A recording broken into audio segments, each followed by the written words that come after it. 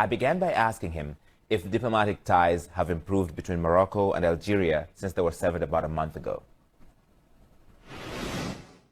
Algeria has been extraordinarily patient in face of all the acts that the Kingdom of Morocco has perpetrated against the sovereignty of Algeria, against the unity, the national unity of Algeria, and many open and covert actions directed against the sovereignty of our country.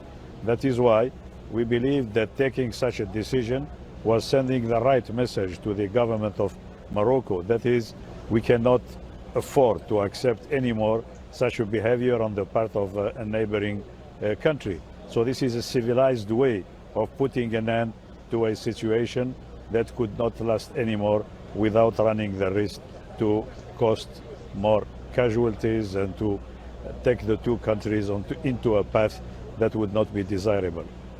How is this a civilized way of handling these tensions, Ambassador Lamamra, when these are decades-old problems, but when you decide to completely cut off any sort of diplomatic ties, how is that the civilized way of dealing with the conflicts there?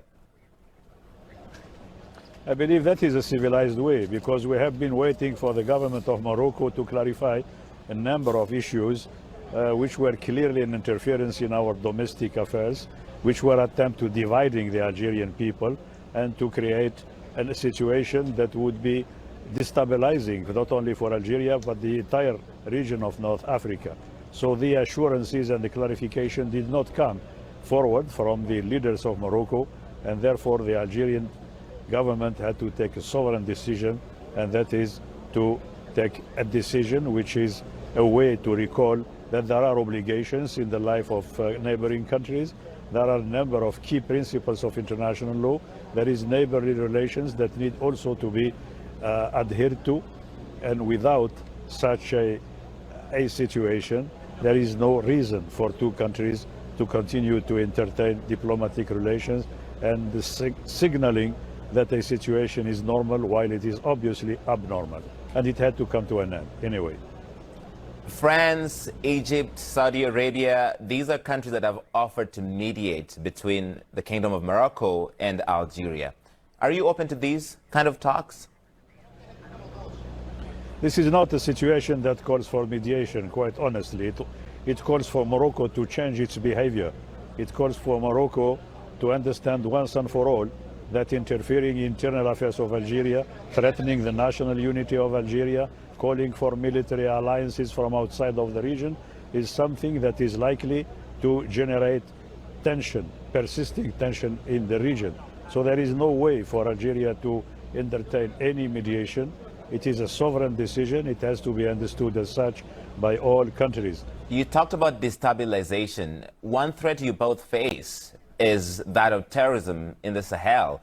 And both Morocco and Algeria are critical in the war on terror in the Sahel region. How can you deal with this threat collectively when you're not even talking, sir?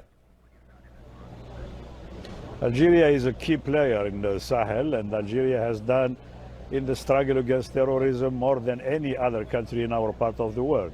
Algeria is moreover conducting the mediation between Mali and rebel movements, and it is also building some kind of good neighborly relation in the Sahel, promoting national reconciliation in a number of countries in the region. So Algeria is really a key player and an actor that stands for helping all the neighboring countries to resolve their own problems peacefully. You recently hosted a meeting with your neighbors to try and move forward towards a political settlement in Libya, and you called for foreign mercenaries to leave Libya. But there are people in your region who don't think that Algeria is an honest broker in this process in Libya, because you support some elements that are against the existing administration in Libya. That's wrong. We don't support any element in Libya except the people of Libya themselves. I think if there is a country in the region which is at equal distance from all the fighting groups, it is precisely Algeria. So I believe that this has to be corrected, and I think Algeria is being accepted by all as a brother that strives to help each other, to help the country, to help all the forces in the region to sit together and to contemplate a better future for the country. And what we have done merely recently is a meeting of all the neighboring countries, and I believe that we succeeded to build a consensus of all the regional countries in favor of getting mercenaries, terrorists outside the country, but in a way that would not create trouble and destabilize the neighboring countries themselves. So we certainly stand by the side of the Libyan people, the side of the Libyan authorities and the government, and we do everything possible to make sure that elections will take place as planned for, and that all the Libyans will be happy to be part and parcel of the political process that would lead to democratization, normalization, and Libya resuming its fair place in the region as a key player.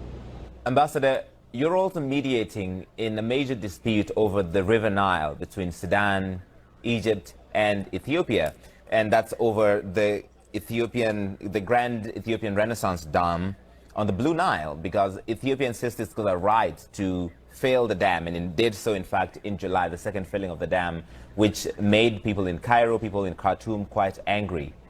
Are you getting any closer to de-escalating this situation?